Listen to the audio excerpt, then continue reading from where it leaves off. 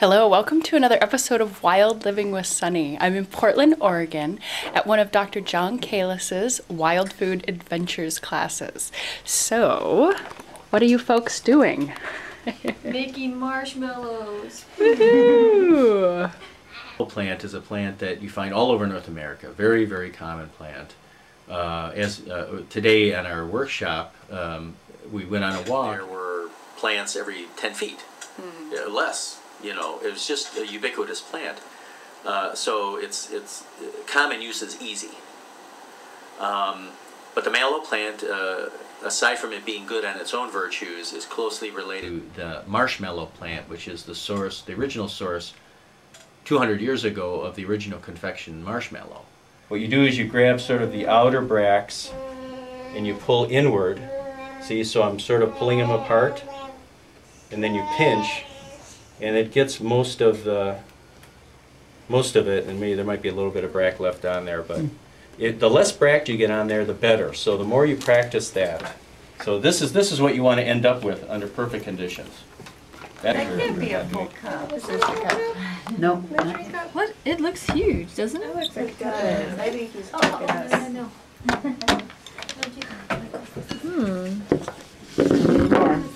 More. We're almost there. Yeah, we're close. But what do they call natural? I don't remember what was in there. And all this was free. Yeah. And he lays them in a row and he keeps it. Can you see how thick that is? Yeah. Oh my God.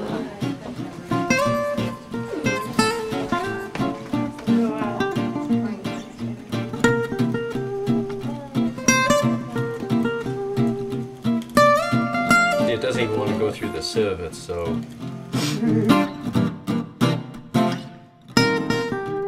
You just let it drain normally. And How many cups again did you say you burned off of water? A couple?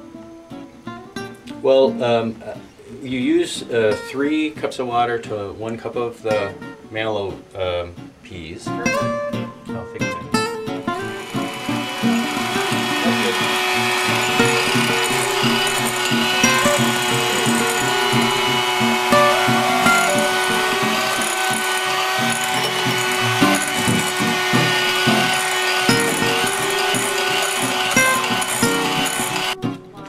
Looks so good. Jiffy Puff. Note the flavor. Oh wow. And I just want to remind you that this is made from a common weed in your backyard. Should I bring you one?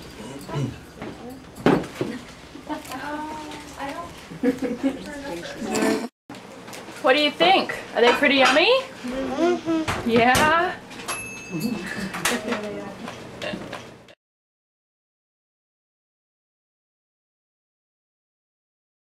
So, we hear a lot about global climate change these days, and I'm wondering how you, if you've noticed any change in the plant life. Yeah, there's a huge amount of change in when things are ripening. There are some plants that I look for that aren't even appearing when they're supposed to be appearing. And the reason this is important for me is because I set up my workshops, I mean, aside from the planet being destroyed, the reason this is important to me is because I have to set up my workshops like 9 months ahead of time. So I have to predict the season when these plants are going to be there. So when I set up workshops to feature certain plants, they're going to be there at that time. Well, because I do that so precisely, I'm paying attention to these things. And so now I'm getting plants that either, they don't show up for weeks, that, when they should have shown up, and other ones where they're showing up weeks earlier. So by the time we have the workshop, they're past their prime.